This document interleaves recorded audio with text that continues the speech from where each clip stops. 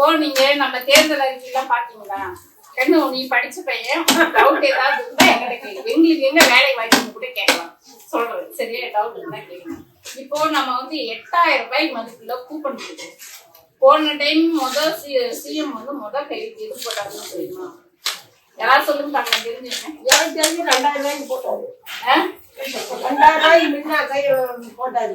கட்டணம் இல்லா பேருந்து பயணத்துக்கு போட்டாரு. கையெழுத்து சிஎம் ஆன உடனே போய் பதவி ஏற்றுக்குவாங்கல்ல. இப்ப அக்கா இப்படியே கட்டணம் இல்லா பேருந்து பயணத்துக்கு கையெழுத்து போட்டாங்க. சரிங்களா? இப்ப என்ன எதுக்கு கையெழுத்துனா, இந்த 8000 ரூபாய் கூப்பனுக்கு கையெழுத்து போடுறதுன்னு சொல்லியிருக்காரு. கூப்பன் வெற்றி பெற்று வந்த உடனே கூப்பன் இப்ப நாங்க எப்படி நோட்டீஸ் கொடுத்துட்டு வரோமோ அந்த மாதிரி வீட்டுக்கு கூப்பன் கொடுத்துருக்காங்க. அந்த கூப்பனை வாங்கி நீங்க என்ன செய்யலாங்க, இப்ப எங்க பக்கத்துல சத்யா ஷோரூம் இருக்குல்ல, சத்யா ஷோரூம் இருக்குது, குவாலிட்டி இருக்கு, இன்னும் மற்ற ஷோரூம்ஸ்லாம் இருக்குதுல்ல, அங்க போய் கொடுத்து உங்க வீட்டுல ஃப்ரிட்ஜ் வாங்க வேண்டிய தேவை இருந்தா ஃப்ரிட்ஜ் போய் வாங்கிக்கலாம். உங்க வீட்டுல மிக்சி வாங்க வேண்டிய தேவை இருந்தா நீங்க போய் மிக்சி வாங்கிக்கலாம். உங்க வீட்டுல வாஷிங் மிஷின் வாங்கணுமா போய் வாங்கிக்கலாம். இல்ல எனக்கு வந்து எலக்ட்ரிக் அடுப்பு தேவைப்படுது அப்படின்னா அதை போய் வாங்கிக்கலாம். இல்ல எனக்கு மைக்ரோவேவ் அப்படின்னா கொஞ்சம் அமைதியா இருங்க பேசுறது. மைக்ரோவேவ் அவன் அப்படின்னு தேவைப்படுதுன்னா அதை போய் வாங்கிக்கலாம்.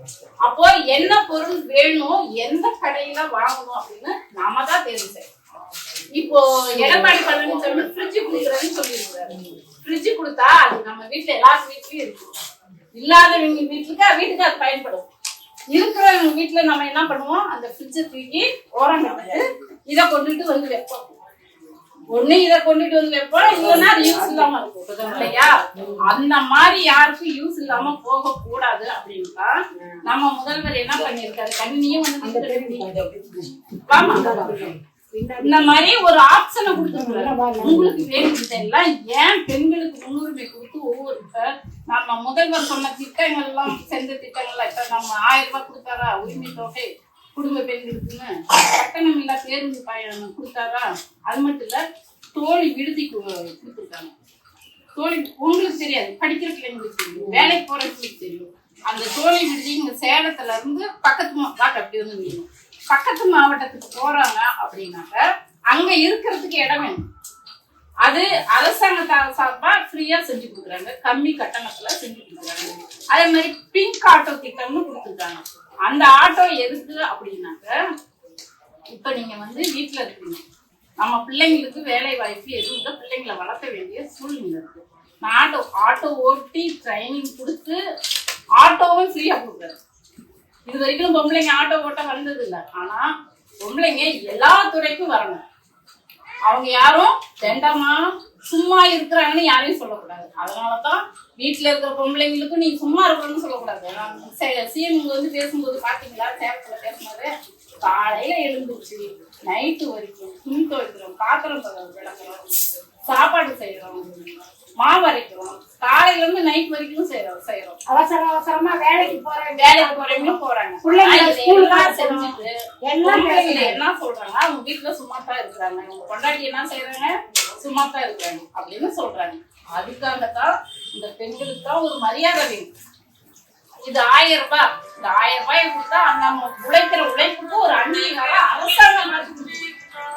சரியா? அதனாலதான் இதை கொடுத்தாங்க.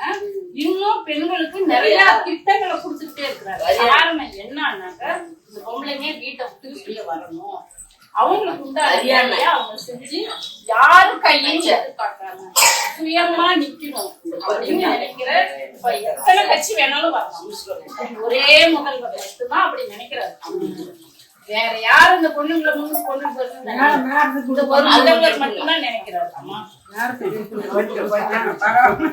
சரியா? நான் அப்புறம் வாங்கிக்கிறேன்.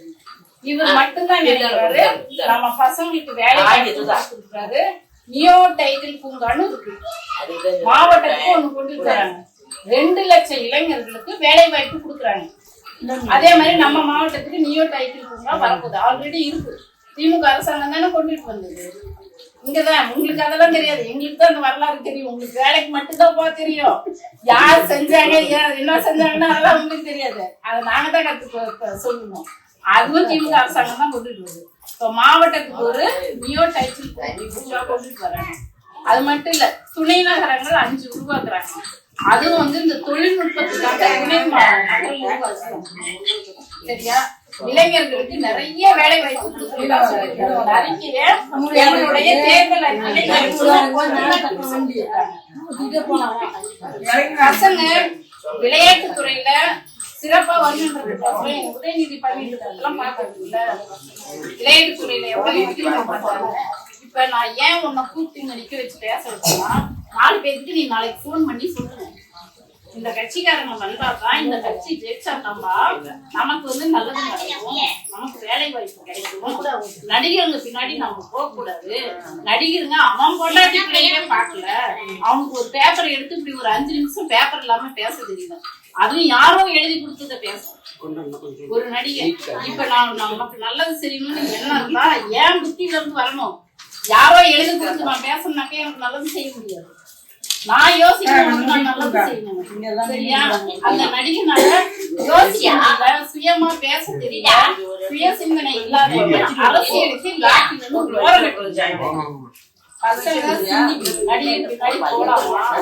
நடிகன்னா படம் பார்க்கணும், ரசிக்கணும், அதோட அவ்வளவுதான் அவங்களுடைய கெப்பாசிட்டி.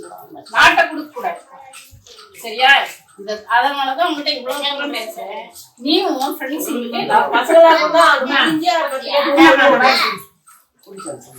நோட்டீஸ்